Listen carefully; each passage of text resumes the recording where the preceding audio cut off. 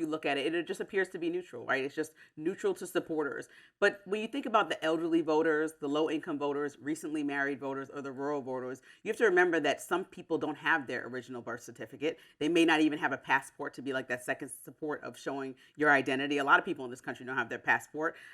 Replacing those documents requires fees, it requires travel. Some people actually don't have access to travel. Again, it's not really in my world, so that's why it's easy for people on TV to say they can't relate to this because we can easily travel and live in big cities for the most part. A study from last year showed that 1 in 4 households are living paycheck to paycheck.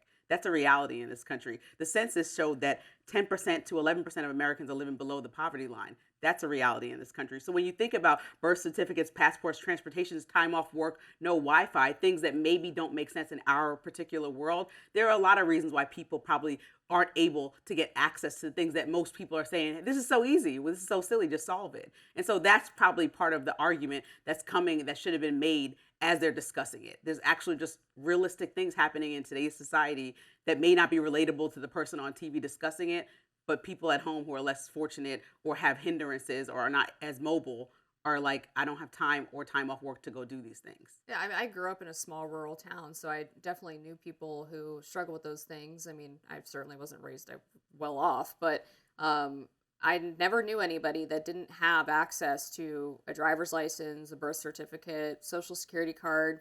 A lot of those documents you can actually get in the mail if you pay like a $10 fee. I mean, I know $10 is worth more to some people than others, but I do think a lot of